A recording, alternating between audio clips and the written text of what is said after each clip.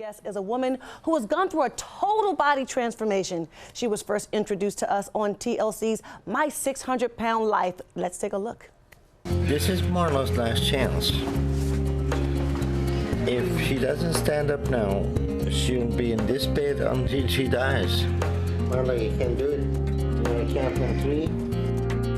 1, 2, 3. There we go. All right. Keep pushing your weight up. Okay. I didn't think I could get up. Good God from Zion. We can't wait to show you how she looks now. Please welcome Miss Marla McCann. Yay! Yes, we can call you Miss Marla McCann because you did that. Yes. That's right. Yeah, Miss Marla, you look amazing. 560 pounds in 2 years. My goodness. When did you know it was time to get the help that you needed?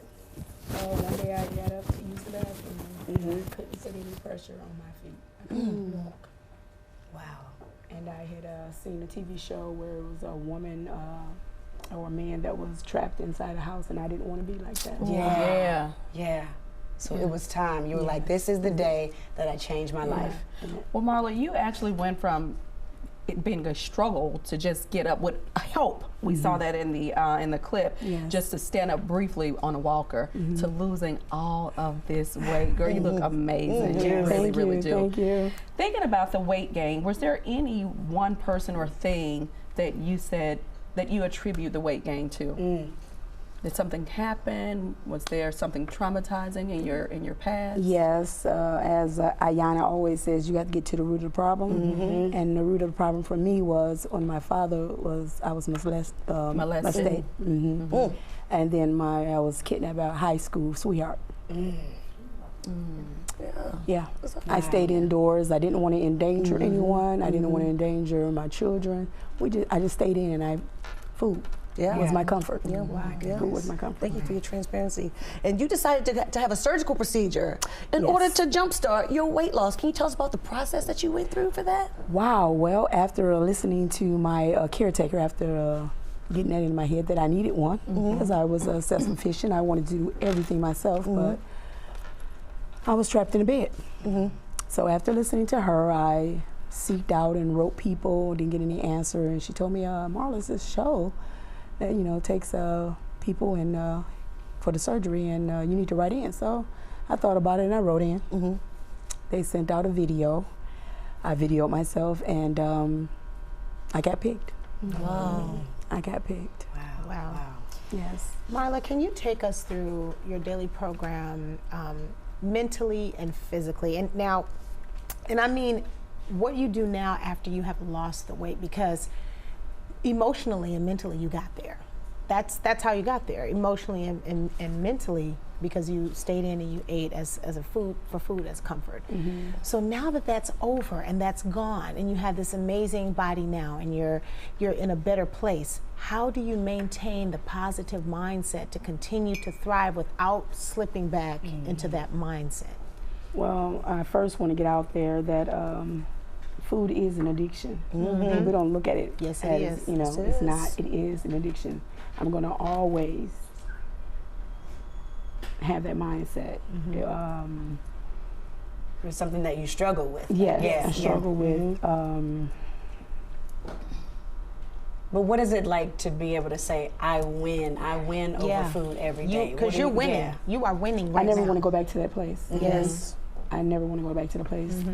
The way I was treated, you never want to go back there.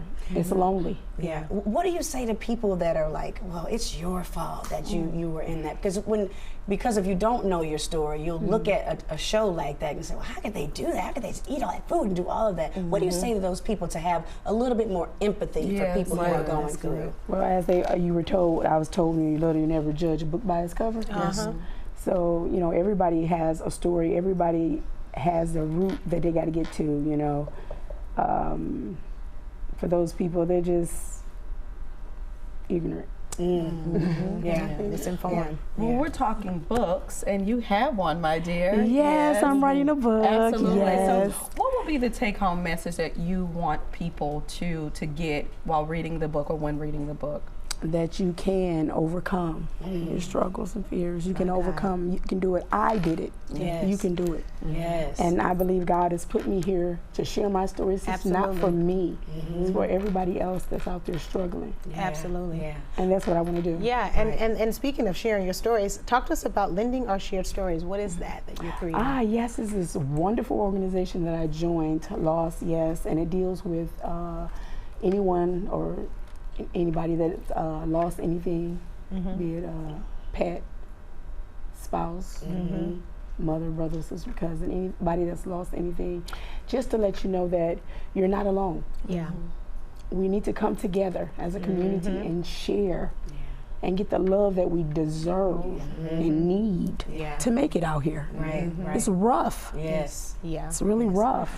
Talk about your faith walk and how God, you mentioned God when answering Quad's question, but how has the Holy Spirit, God, your source, helped you through this process when you have those human moments? Oh, Jesus. I've always, you just keep your faith. I never knew how I was going to get out of this. I knew I was.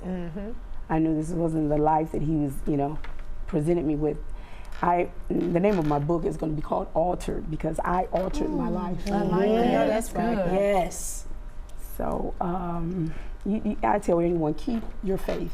Keep your faith. Don't give up. Keep your faith. Don't ever give And up. on that good note, we want to thank you so much for being here. Thank you for sharing your journey with us. Be sure to follow Marla on Instagram at truth_yourpoint in order to keep up with her.